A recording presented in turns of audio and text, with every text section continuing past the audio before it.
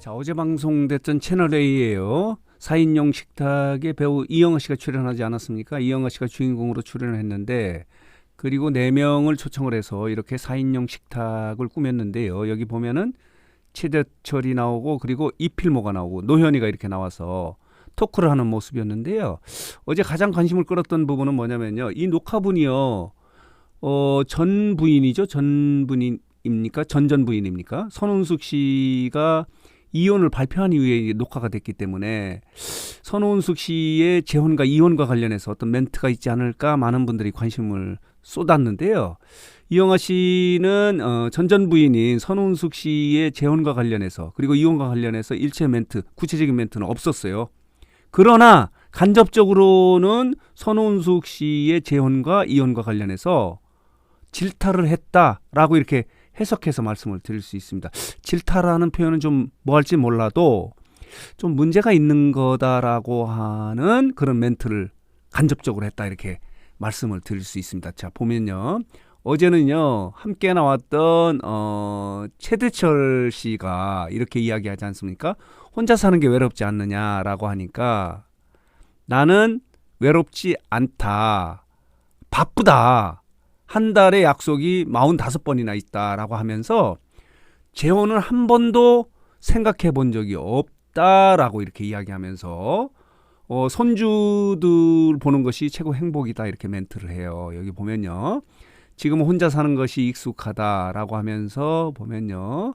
혼자 지낸 지가 벌써 18년이 됐다. 외롭진 않으세요? 라고 하니까 솔직히 외로울 시간이 없어요 라고 이렇게 멘트를 합니다. 한 달에 약속이 45번이나 잡히기 때문에 외로울 시간이 없다. 서서 밥을 먹는다. 뭐 이렇게 할 정도로 멘트를 했고요.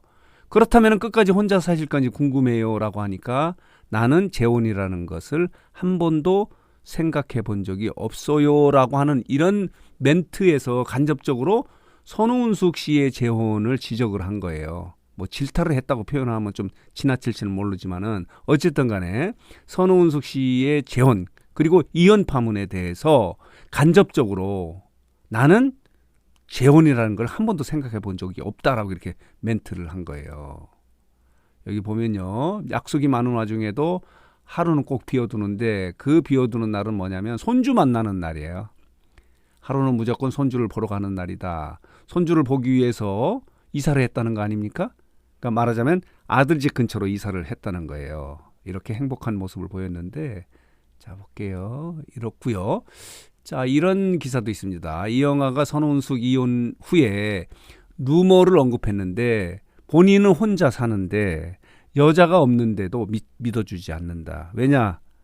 자 이렇게 꽃미남이기 때문에 엄청난 대배우였기 때문에 제가 혼자 있지 않을 것이라고 이야기하는 그런 루머가 굉장히 많다는 거예요. 그러나 나는 혼자 살고 있다. 혼자 사는데 익숙하다. 그렇기 때문에 TV를 켜놓고 잔다. 음악을 듣고 깨어난다. 라고 이렇게 이야기하면서 혼자 사는데 익숙해 있다. 라고 이렇게 멘트를 해요. 여기 보면요. 2007년 이후에 이혼 이후에 악성 소문에 시달리는 것은 아마 분명히 여자가 있을 것이다 라고 이렇게 이런 소문이 많았다는 거예요. 그러나 나는 혼자에 익숙해 있다. 재혼은 한 번도 생각해 본 적이 없다라고 멘트함에 따라서 구체적으로 선운숙 씨의 재혼 그리고 이혼 파문과 관련해서 구체적인 멘트는 없었어요. 그러나 이 멘트 속에서는 나 같았으면 재혼하지 않았을 것이다 라고 이렇게 지적을 하는 그런 멘트를 한 거예요. 본인은 여자가 있을 것이다. 여자와 함께 동거를 할 것이다. 라고 이렇게 많은 분들이 오해를 하는데 아무리 해명을 해도 믿어주지 않는 사람들이 많더라. 라는 이런 멘트를 해요. 여기 보면요. 자, 이런 제목의 기사도 있는데 여기 보면요. 이영하 18년차 솔로 집 공개를 했는데 여자가 있다고 오해를 받는다. 라고 이렇게 멘트하면서 늘 TV를 켜놓고 잔다. 사람 소리가 그리워서 그리고 이렇게 깨끗한 거실과 정갈하게 꾸려놓은 부엌을 이렇게 소개를 하는 그런 모습도 있었고요.